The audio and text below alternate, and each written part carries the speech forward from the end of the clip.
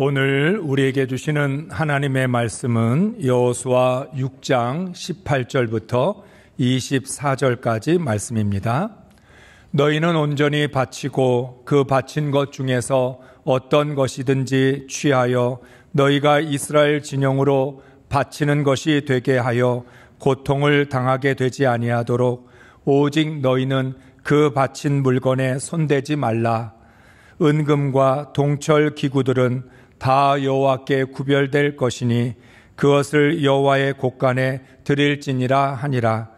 이에 백성은 외치고 제사장들은 나팔을 불매 백성이 나팔 소리를 들을 때에 크게 소리질러 외치니 성벽이 무너져 내린지라. 백성이 각기 앞으로 나아가 그 성에 들어가서 그 성을 점령하고 그 성 안에 있는 모든 것을 온전히 바치되 남녀노소와 소와 양과 나귀를 칼날로 멸하니라. 여호수아가 그 땅을 정탐한 두 사람에게 이르되 그 기생의 집에 들어가서 너희가 그 여인에게 맹세한 대로 그와 그에게 속한 모든 것을 이끌어내라 하매 정탐한 젊은이들이 들어가서 라합과 그의 부모와 그의 형제와 그에게 속한 모든 것을 이끌어내고 또 그의 친족도 다 이끌어내어 그들을 이스라엘 진영 밖에 두고 무리가 그 성과 그 가운데 있는 모든 것을 불로 사르고 은금과 동철 기구는 여호와의 집 곳간에 두었더라. 아멘. 할렐루야. 사랑하는 가족들과 함께 풍성한 하나님의 은혜를 나누셨습니까? 신앙의 가정 안에 하나님 나라가 세워져야 하나님이 베풀어 주시는 평안과 복을 제대로 누릴 수 있습니다. 아무리 가나안을 정복하고 세상에서 성공을 해도 하나님 나라가 세워지지 않으면 고통과 두려움 속에서 살아야 합니다. 하나님은 우리를 너무나 사랑하시기에 신명기, 여호수아, 사사기의 말씀으로 어떻게 하나님 나라를 세워야 하는지를 가르쳐 주셨습니다. 우리가 왜 하나님 나라를 세워야 하냐면 하나님 나라 안에서 우리는 가장 행복할 수 있기 때문입니다. 우리가 하나님 나라 없이 돈만 많다고, 건강하다고, 성공했다고, 일이 잘 풀렸다고 행복할 줄로 기대를 하면 그건 착각인 것이죠. 하나님의 다스림과 하나님의 통치 안에서 살아갈 때 하나님이 지은 피조물인 인간은 가장 행복할 수 있는 것입니다. 그래서 하나님의 나라는 나중에 맨 마지막에 세우는 게 아니라 가장 먼저 하나님 나라부터 세워야, 그래야 우리의 삶이 하나님 보시기에 참 좋은 삶이 될 줄로 믿습니다. 그런 의미에서 그리스도인들은 세상을 따르지 말고 하나님의 말씀을 따라야 합니다. 지금 당장 눈앞에 있는 당면 과제를 해결하려 애쓰기보다 하나님의 뜻을 먼저 구해야 합니다. 사랑하는 성도 여러분, 왜 가나안을 정복해야 할까요? 먹고 살기 위해서입니다. 그렇습니다. 땅 한 평도 갖지 못한 이스라엘 민족이 생존을 하려면 땅이 필요합니다. 너무나 당연한 일입니다. 그런데 하나님은 그 당연한 일조차 상황을 통해서 이스라엘 백성들에게 계속 질문하십니다. 너희는 왜 가나안을 정복하려고 하는 거냐? 땅을 갖기 위해서냐? 아니면 너희가 먹고 살기 위해서냐? 질문을 하고 계십니다. 하나님의 백성은 땅이 목적이 아니라 하나님의 나라가 목적이라는 것을 가르쳐 주시기 위해서입니다. 목적과 본질을 망각한 일체의 행위는 무의미할 수밖에 없습니다. 왜 여리고를 정복해야 할까요? 무르나 마나한 질문입니다. 가나안을 정복하기 위해서입니다. 가나안을 정복하려면 관문이 되고 있는 여리고를 정복해야만 가나안을 정복할 수 있습니다. 그렇지만 하나님은 이 질문을 던지십니다. 목적에서 벗어나지 않기 위해서입니다. 하나님 나라를 위해서 여리고를 정복하는 것이지 가나안을 정복하기 위해 정복하는 것이 아닙니다. 이스라엘의 모든 전쟁은 정복이 아니라 하나님 나라에 초점이 맞춰져야 합니다. 초점이 잘못되면 아무런 역사가 일어나지 않습니다. 목적이 하나님 나라에 있다면 목적을 이루기 위한 방법도 다를 수밖에 없습니다.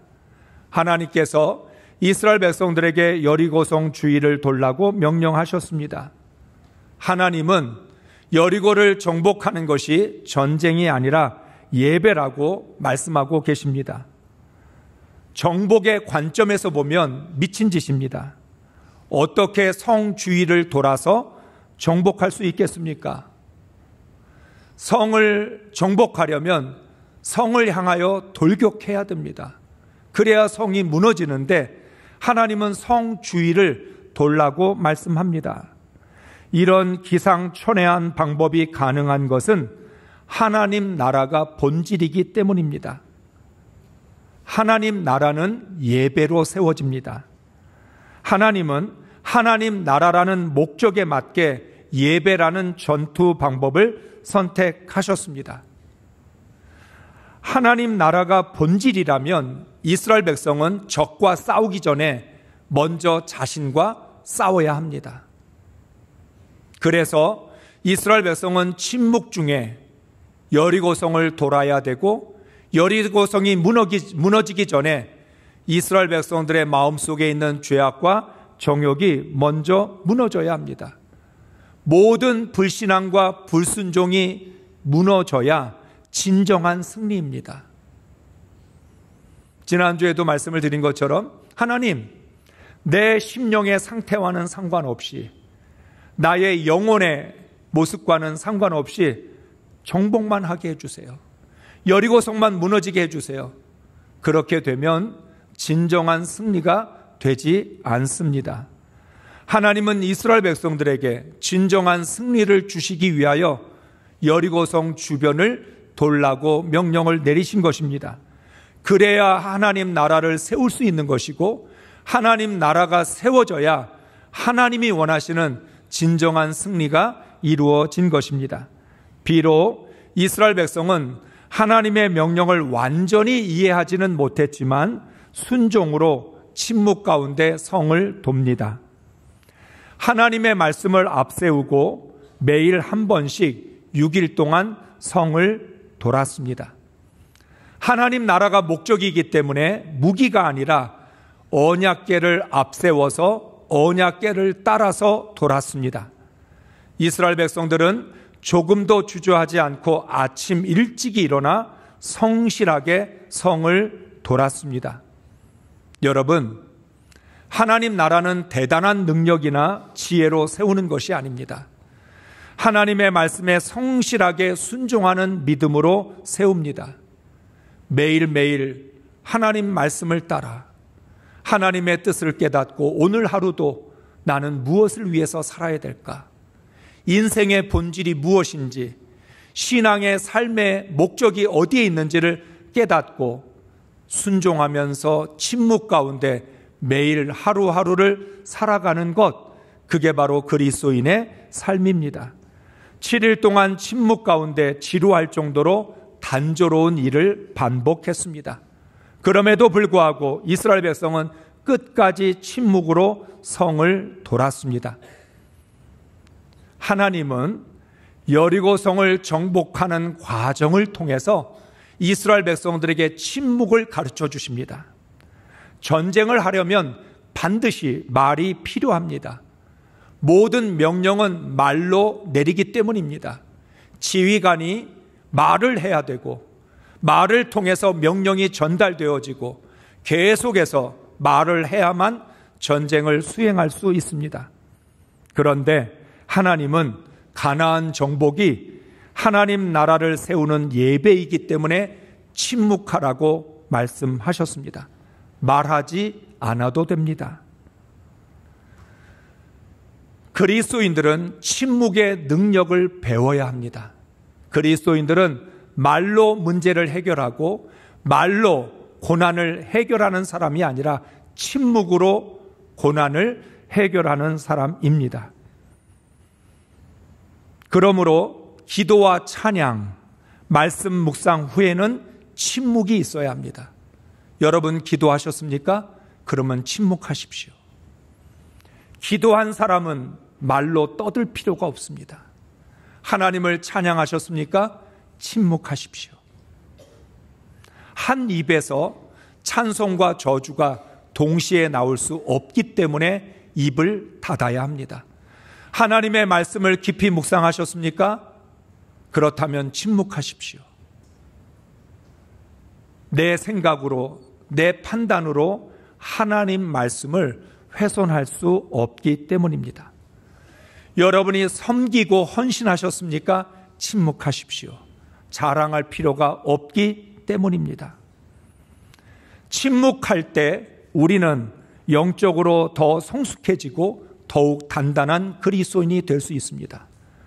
오늘날 한국교회 성도들이 영적인 능력을 상실한 중요한 이유는 침묵이 없기 때문입니다. 너무 말이 많습니다. 말을 앞세웁니다. 무엇이든지 말로 해결하려고 하고 말로 설명하고 말로 증거를 나타내려고 합니다.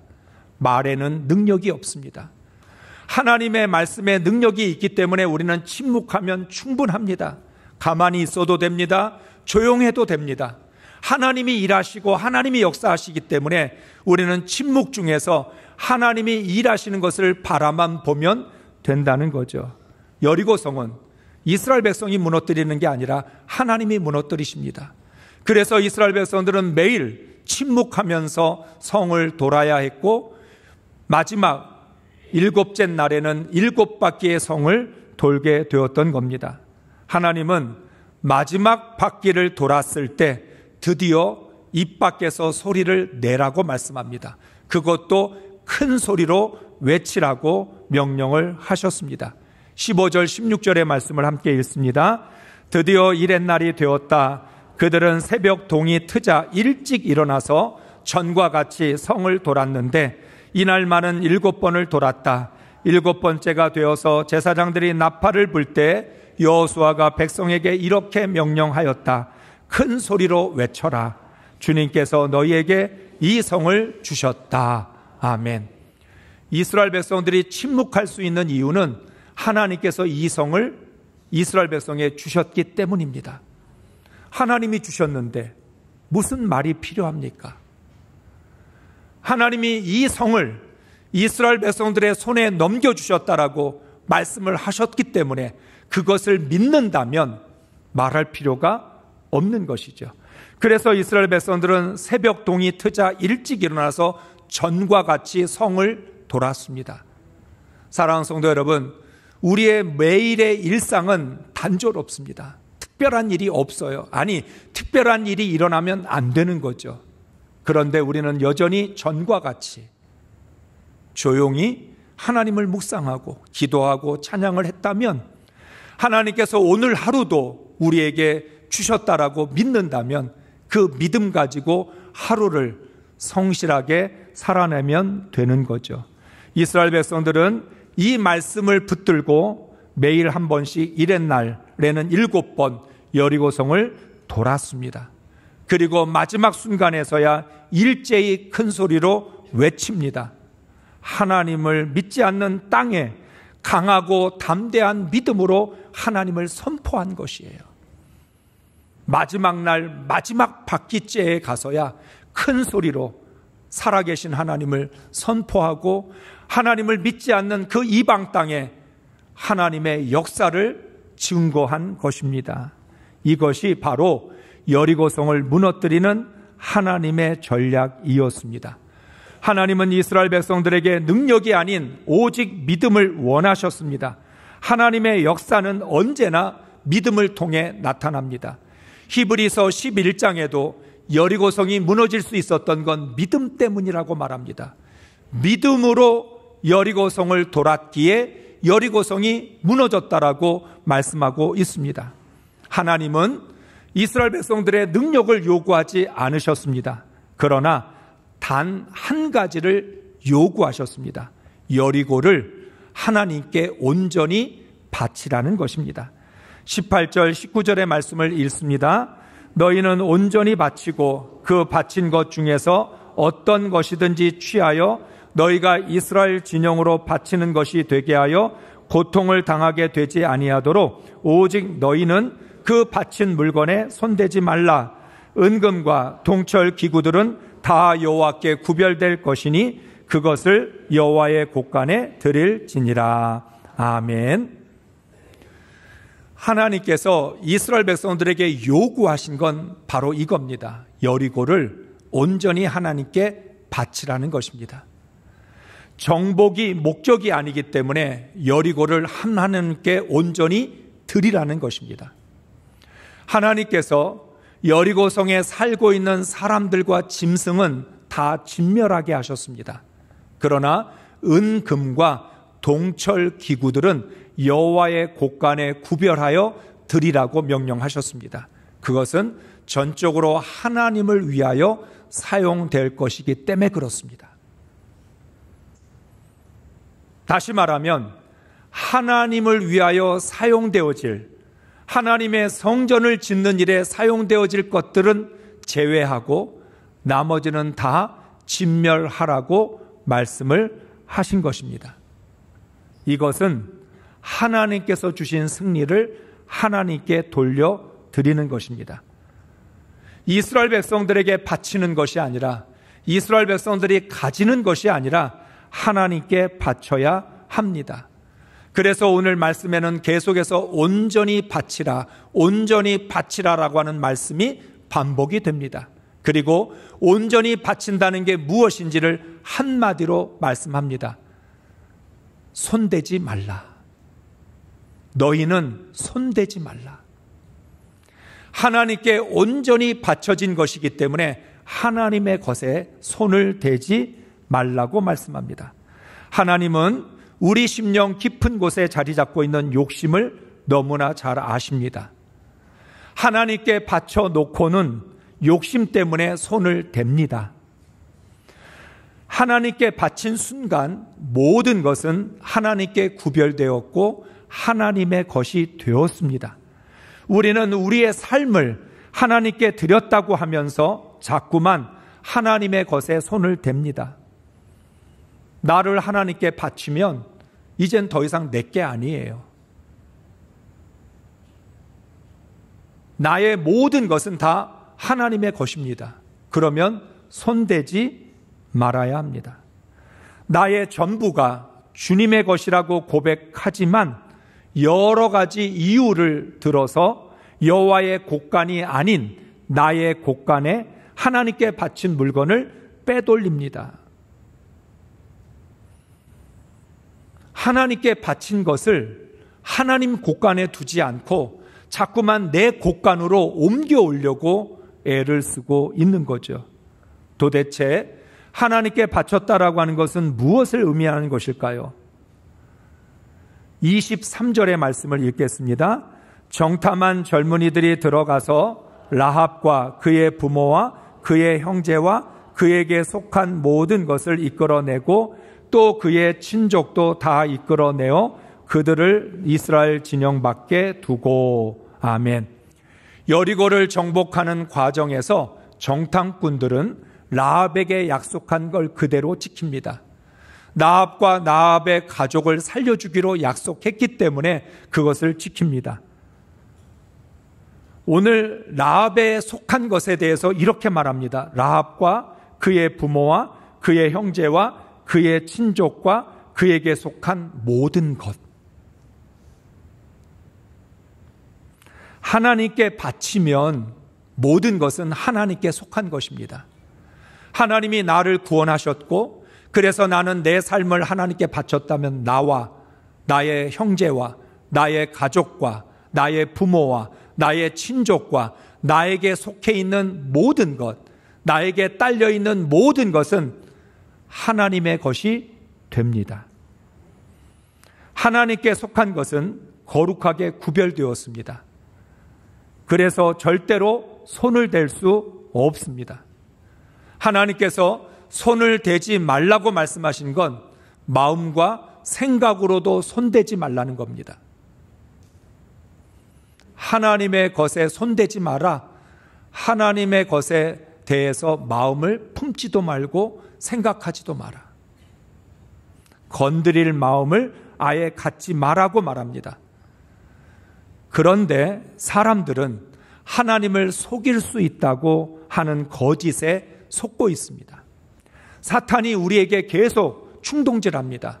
하나님 모르실 거야. 하나님이 어떻게 모든 걸 다 아실 수 있겠어? 하나님 못 보셨을 거야. 그래서 우리에게 하나님의 것을 여러 가지 핑계를 통해서 도둑질하라고 부추깁니다. 우리는 그 사탄의 속삭임에 순간적으로 혼란을 겪습니다. 아, 그럴 수도 있겠구나. 하나님이 모르실 수도 있지. 그 유혹을 받게 되는 거죠. 그 결과는 고통일 뿐입니다. 사울 왕은 하나님의 것에 손을 대어서 왕권을 잃었습니다. 하나님의 것에 손을 댔기 때문에 가장 중요한 왕권을 잃어버린 거예요. 아나니아와 삽비라가 하나님의 것에 손을 대서 죽임을 당했습니다. 반면에 다윗은 압살롬의 반란을 피해 도망가다가 사독 제사장이 언약궤를 가지고 온 것을 보고 다시 돌려놓으라고 말합니다. 다윗은 하나님의 언약궤를 자신의 왕권을 지키는 수단으로 이용하지 않았습니다. 하나님의 언약궤는 하나님의 자리에 있어야 되고 하나님의 영광을 위하여, 하나님의 뜻을 위하여 사용되어져야 되는 거지, 다윗의 왕권을 되찾는 도구로 사용될 수 없다라고 단호하게 말했습니다. 지금 당장 언약궤를 제자리에 갖다 놓으라고. 이것이 바로 위기 앞에서도 하나님의 것을 손대지 않는 다윗의 중심입니다. 어떤 어려움 속에서도 하나님의 것을 손대지 않습니다. 인간적으로 생각해 보면, 다윗을 따르는 부하들의 마음으로 생각해 보면 언약궤가 있으면 다윗에게 도움이 되지 않을까? 압살롬으로부터 왕위를 되찾는 좋은 방법인데 다윗은 허락하지 않았던 것이죠. 마음과 생각으로, 손과 발로 하나님께 온전히 바친 것에 손을 대지 않는 거죠. 이것이 정리가 되지 않으면 가나안을 정복하고도 고통을 당하게 됩니다. 사사시대의 고통이 어디에서부터 왔습니까? 하나님의 것에 손을 댔기 때문에. 그 결과로 말미암아 하나님이 주신 약속의 땅에서 이스라엘은 고통을 당할 수밖에 없었습니다. 사랑하는 성도 여러분, 구원받은 그리스도인들이 자신의 삶을 하나님께 드리면 그 순간부터 모든 것이 하나님께 속한 것이 됩니다. 인생, 가족, 달란트, 시간, 물질, 비전까지 모든 것이 하나님의 것입니다. 이제는 내가 죽고 내 안에 예수 그리스도께서 사신 것이라고 고백하는 순간 나는 하나님의 것이 되었습니다. 더 이상 내게는 내 것이 하나도 없습니다. 나의 전부가 다 하나님의 것입니다. 앞서 말씀드린 것처럼 나합과 라합의 가족과 부모와 형제와 친족, 나합에게 속한 모든 것이 다 구별되었던 것처럼 이제는 내가 사는 것이 아니라 내 안에 계신 예수 그리스도께서 사신 것이라고 고백을 했다면 내 것은 하나도 없는 것입니다. 그러므로 하나님께 속한 것을 하나님의 목적대로 사용하지 않으면 손을 댄 겁니다. 물질을 하나님의 뜻대로 쓰지 않으면 하나님의 것에 손댄 거예요. 인생을 하나님을 위하여 살지 않는다면 하나님의 것에 손을 댄 거예요. 말을 할 때 함부로 말을 하면, 불의한 것을 말하고 다른 사람을 험담하면 하나님의 것에 손댄 거예요. 왜? 하나님은 내 입술도, 내 마음도, 내 생각도 구별하셨기 때문에, 내게 속한 모든 것을 하나님의 것이라고 하나님 선언하셨기 때문에, 하나님께 바친 인생을 낭비할 수 없습니다. 나의 욕심을 위하여 시간과 물질을 낭비하면 하나님 것에 손댄 겁니다. 하나님의 뜻대로 목적대로 살지 않으면 인생을 소모한 것 자체가 하나님의 것을 도둑질한 것입니다. 하나님께 온전히 바치고 하나님의 것에 손을 대지 않으면 하나님이 우리 인생을 책임져 주십니다. 하나님의 나라와 의를 위하여 인생을 사용하면 모든 것을 우리에게 더하여 주십니다. 하나님께 자신의 삶을 온전히 바친 사람은 무엇을 먹을까, 마실까, 입을까 염려하지 말라고 말씀하셨습니다. 너의 인생을 하나님께 바쳐놓고 왜 무엇을 먹을까, 마실까를 걱정하느냐고 말씀하십니다.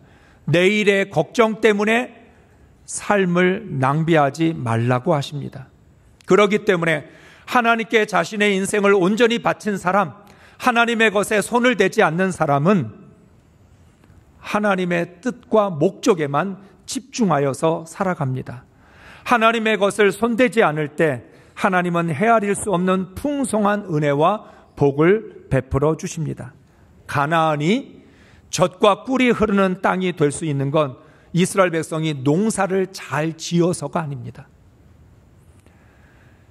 이스라엘 백성들이 가나안에 정착하고 나서 착각했던 게 뭐예요? 어떻게 농사를 지어야 풍성한 수확을 거둘 수 있을까? 가나안 민족들이, 가나안 족속들이 농사 짓는 모습을 보고 그들의 수확을 바라보면서 저들은 바알의 신과 아세라 신이 지켜줘서 저렇게 풍성한 수확을 거뒀나 보다라고 착각하는 순간 이스라엘 백성들은 고통을 당할 수밖에 없었던 거죠. 하나님의 것에 손을 대지 않으면 우리의 손에 하나님은 차고 넘치도록 부어 주십니다. 하나님은 가나안을 하나님께 온전히 바치게 하시려고 진멸하라고 명령을 하셨습니다. 내 안에 죄와 정욕을 진멸해야 하나님의 것에 손을 대지 않을 수 있습니다. 아예 욕심이 사라져야, 더 이상 세상 것에 마음을 품지 않아야, 두지 않아야, 그래야 하나님께 바쳐진 삶을 살아갈 수 있는 것입니다. 결국 이스라엘은 가나안을 하나님께 온전히 바치지 못했습니다. 하나님의 것에 손을 대었을 뿐만 아니라 우상을 숭배했습니다. 그 결과로 젖과 꿀이 흐르는 약속의 땅이 고통과 궁핍함이 넘쳐나는 땅으로 바뀌게 되었습니다. 이스라엘 백성은 고통당하면 안 되는 거예요. 궁핍함 가운데 있으면 안 되는 거죠. 그런데 하나님의 것을 손대니까 그들의 인생이 180도로 바뀌게 된 것입니다. 하나님은 가나안의 첫 번째 정복 전쟁에서 이스라엘 백성이 반드시 지켜야 할 중요한 원리를 가르쳐 주십니다. 그래서 여리고 정복이 유난히 더딜 수밖에 없었습니다. 여호수아의 말씀을 읽어보면 모든 전쟁 중에서 가장 느리게 진행됐던 것이 여리고 전쟁입니다.